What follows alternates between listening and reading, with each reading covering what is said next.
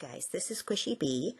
I wanted to bring your attention to a video that I did back in November 2018 that I believed was a prophetic dream about the last days. And it just dawned on me the other day that this might be pointing to something that is starting to happen now. And so I'm going to play just a portion of it again for those of you who may not have seen it, and to refresh your memory for those of you who have. And then I'm going to tell you why I'm thinking this might be going on, and go over a few things that has happened in China that I think are pointing towards our future here of what might be coming.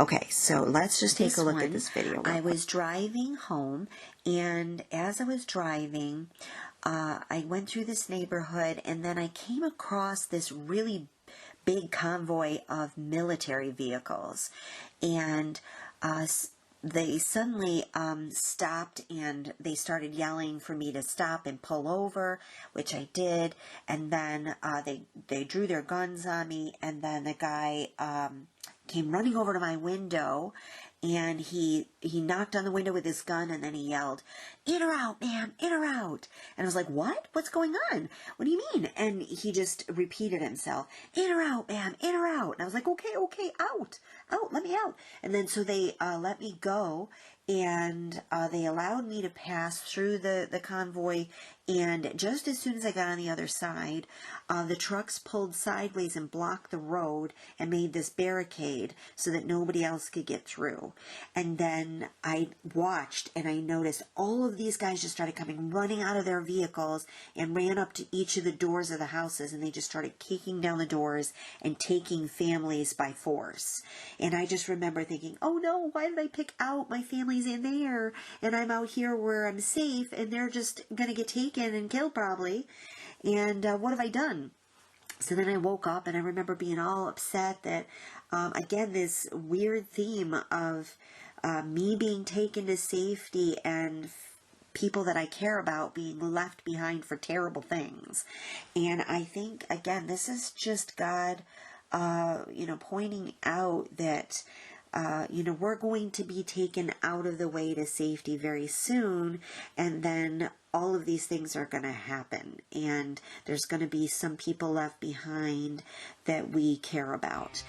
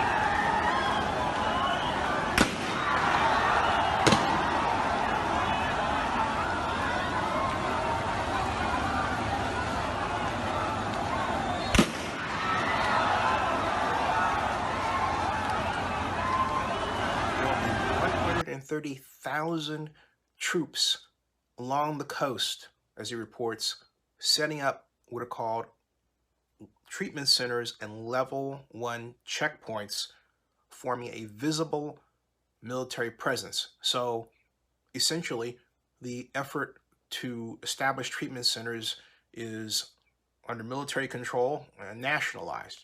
So as I find out more, as we find out more, we'll let you know. And of course, pay attention to oaklandnewsnow.com and also zenny62.com, our news aggregator, which will have rolling updated information on this news and other news related to the COVID-19 pandemic. So again, to repeat, Zenny62 Media vlogger Donald Richardson just texted me a moment ago to explain that, according to his contact, Fred Lau, who's a committee member of the Joint Terrorist Task Force, there will be a visible military presence of 130,000 troops along the coast of California, establishing treatment centers and level 1 checkpoints. Again, subscribe to Zenny62 on YouTube and bookmark oaklandnewsnow.com and zenny62.com. Thank you. I just want to say that before you get really comfortable and say to yourself, this doesn't apply to me because I'm just going to stay in my home and I'm going to be safe and I'm not going to get this virus, and then there would be no reason for guards to be bothering me. I just want to read this one article to you. Just think this through for just a minute before you come to that conclusion. The title of this article is Bad Tech Nearly Sent Me to Coronavirus Quarantine by Wan Yang. Your temperature is abnormal. We'll have to send you to the hospital, said the guard standing at the gate to my Beijing compound. It was a frosty Saturday morning, and I had come back from walking my dog. He had tried to take my temperature with his infrared thermometer, the standard device used across China now to test people for signs of fever, a possible symptom of coronavirus. These sensors were popular because they were fast and didn't require physical contact. You could hold them an inch from someone's forehead or wrist. They also frequently malfunctioned. This one was showing 3 dashes on its display, my zombie temperature. First, I just want to mention one thing there. Doesn't that just ring a bell?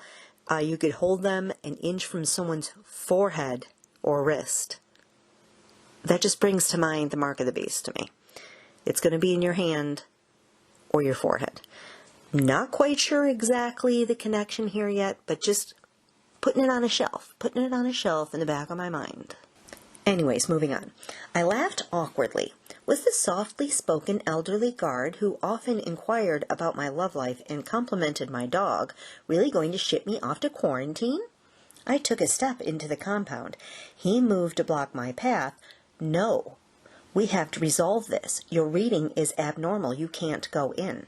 I bargained with the guard, and eventually he let me into my flat after I promised to measure myself the old-fashioned way, with a mercury thermometer. I am neither feverish nor dead. When I spoke to a salesperson for the infrared thermometers, in this instance from Xiaomi, the Chinese tech giant that rose to profit on the back of their cheap but slick smartphones and smart home appliances, they told me that the thermometers don't work properly below temperatures of 10 Celsius.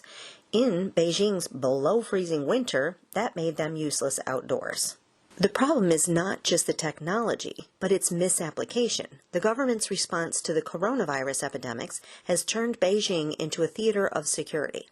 In the same way that complicated luggage scans at airports are to reassure passengers as much as to actually catch would-be hijackers, China's display of gadgets and tech solutions, in quotes, is designed to show that authorities and tech companies are at least doing something. But doing something can be worse than doing nothing. Security as theater gives false confidence. At several checkpoints, I had a guard try and fail to take my temperature, then simply write down a fake one. The list of visitors preceding me all happened to have temperatures of 36.5 Celsius. President Xi has instructed officials to do their utmost to prevent contagion, and shown he is willing to fire high-ranking ones who fail.